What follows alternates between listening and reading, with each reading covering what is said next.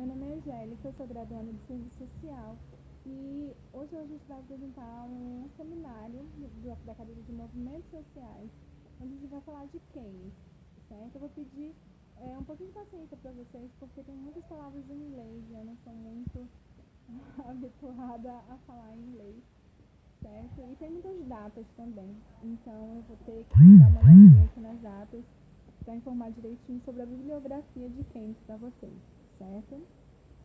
O nome de Keynes é John Maynard, que foi um economista, certo? Um dos mais importantes economistas, né, da primeira metade do século XX, né, é considerado por muitos o professor da economia moderna e a macroeconomia, né? Ele nasceu em dia 5 de junho de 1883 na Inglaterra, certo? Ele era filho de economista, o nome do pai dele era John Maynard Keynes, né? Ele foi educado em Elton, no King's College da Universidade de Cambridge.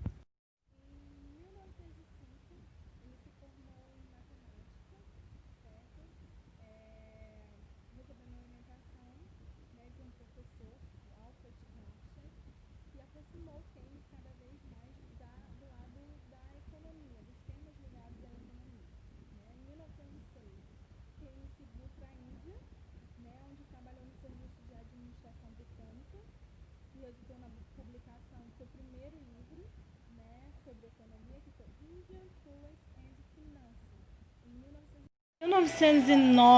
1909, Keynes ele foi nomeado professor da mesma universidade na qual ele se formou, certo? E ele permaneceu lá até 1915, certo? Ele era editor do Economic Journal, no mesmo período, junto, né?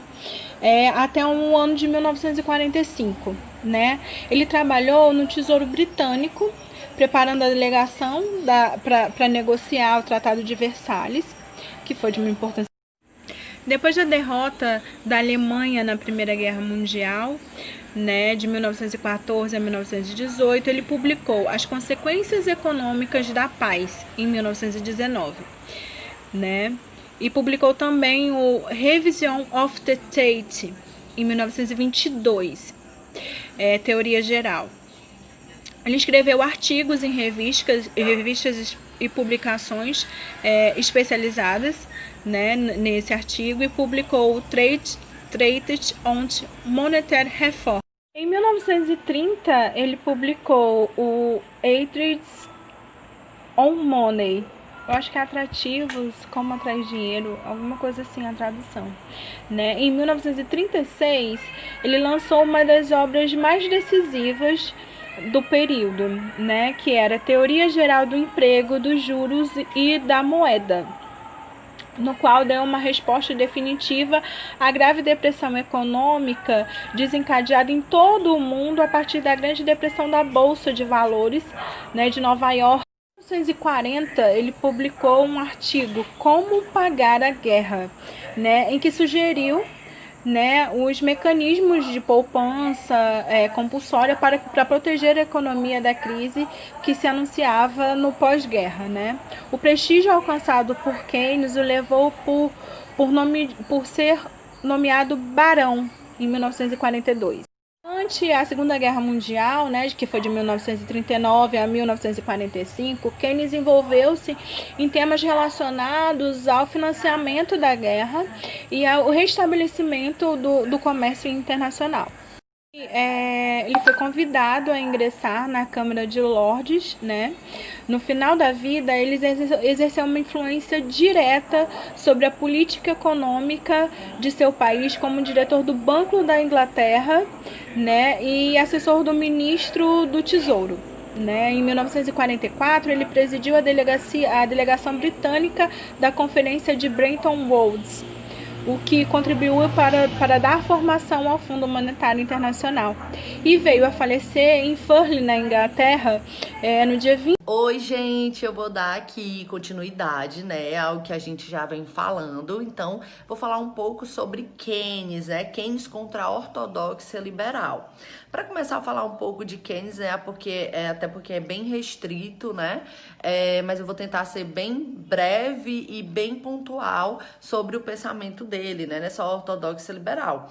E aí, sim, para a gente começar, vale ressaltar também, né, e trazer um pouco, que porque Keynes, ele nasceu na época, né, em uma época de grandes depressões econômicas, e ele viveu duas guerras, né, importantes aí. Então, ele tem um pensamento um pouco mais crítico, né, sobre o capitalismo, né, e a questão principal que Keynes vai abordar é a questão do consumo, do excedente e da demanda, né? Ele vai falar que esse excedente é o estoque de produtos e que não teria necessidade de ter esse estoque de produtos, né? E é aí que vai trazer também um pouco da lei de Say, porque a lei de Say defendia justamente isso, né? Que deveria ter esse estoque de produtos, né? Deveria ter esse excedente aí em cima, né? Da economia, para que desse certo, para que as coisas se desenvolvessem. E Keynes veio justamente trazendo uma ideia contrária, né?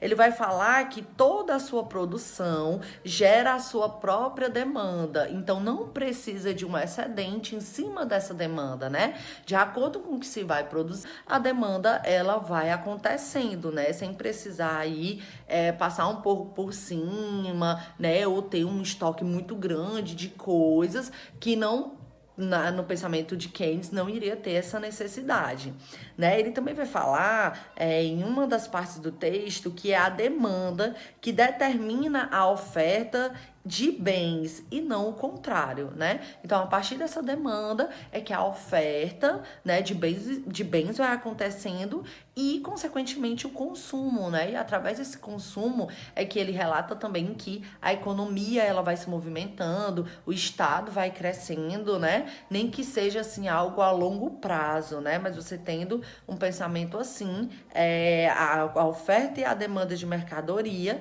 ele tem um pensamento que sempre a longo prazo iria atingir algo positivo, né? Também ele traz um pensamento pra gente, que é onde ele vai se contrapor fortemente sobre o pensamento, né, sobre a lei de Say, numa citação que ele diz assim: assim, nos períodos de crise, o livre mercado pode não gerar demanda, o consumo de mercadoria suficiente para atingir o lucro dos capitalistas. Então ele vai trazer, né, que essa ideia de livre mercado não vai dar certo, porque não vai gerar demanda, né? O consumo de mercadorias suficientes não vai acontecer, o lucro, né, dos capitalistas também não vai ocorrer e com isso pode prejudicar o pleno emprego dos trabalhadores, né, devido à redução de investimentos na economia.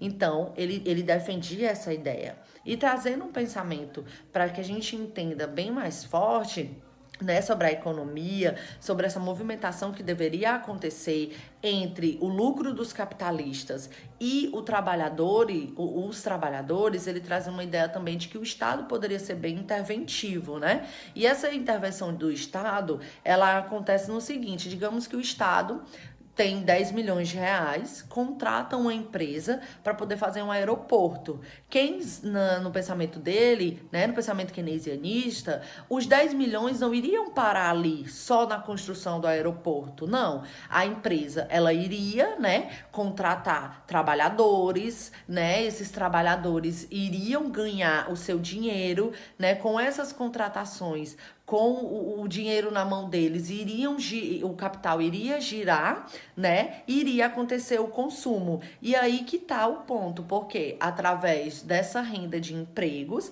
né, desse consumo, esses 10 milhões, ele iria se expandir ainda mais, por conta que iria gerar esse consumo, né? Iria gerar a demanda, os produtos sendo ofertados de acordo com a demanda pedida, né? Então, isso iria girar muito mais e para a economia ia ser algo bastante positivo, né? Então, Keynes contra a ortodoxia liberal, contra esse pensamento liberal, ele tinha essa ideia, né, de que o excedente, né, não era algo positivo e que a oferta deveria acontecer de acordo com a demanda para que o consumo acontecesse de forma racional e com isso pudesse movimentar mais ainda a economia, trazendo crescimento, né, ao país, ao Estado, enfim. Dentro dessa fase do capitalismo, que é o keynesianismo, a gente tem que destacar um momento histórico que é o estado de bem-estar social, né? Teve aí suas origens fundamentadas a partir do keynesianismo, certo? Muitos autores do serviço social eles vão dizer que o estado de bem-estar social é o momento onde ocorre a expansão das políticas sociais, né?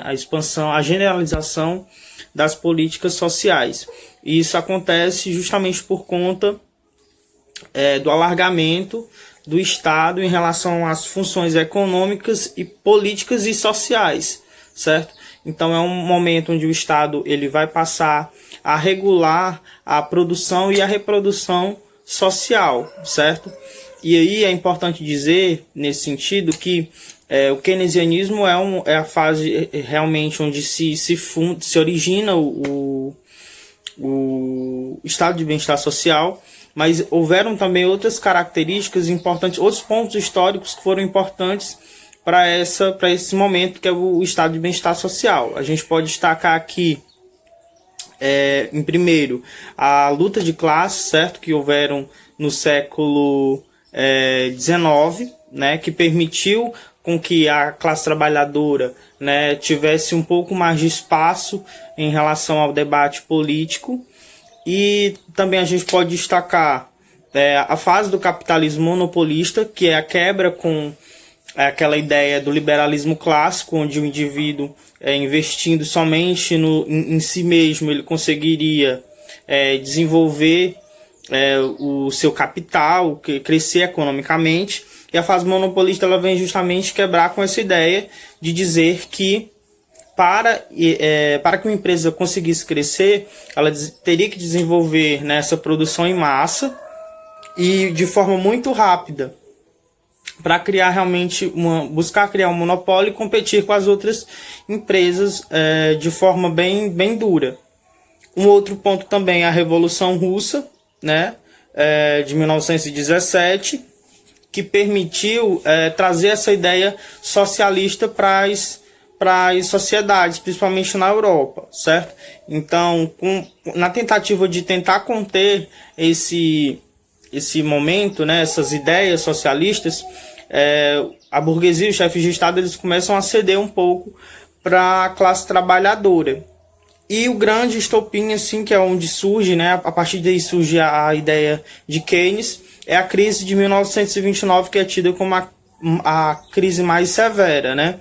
Onde há uma produção em massa e não há como, não tem mais o escoamento desses produtos, certo? Esses produtos ficam estocados, as pessoas não compram e tem aí uma grande crise.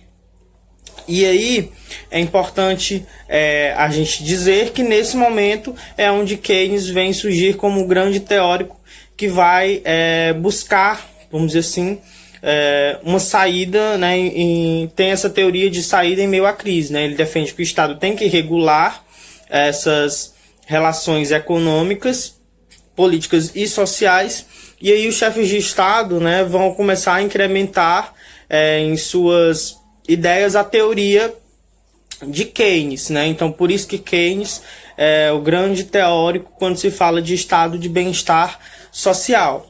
É importante dizer que o estado de bem-estar social ele não se deu da mesma forma em todos os países, certo? Nos Estados Unidos, Roosevelt ele desenvolveu principalmente a questão da grande quantidade de empregos, né? Ele possibilitou muitas vagas de emprego para que essas pessoas pudessem trabalhar e assim ter uma renda e comprar esses produtos que estavam estocados, certo?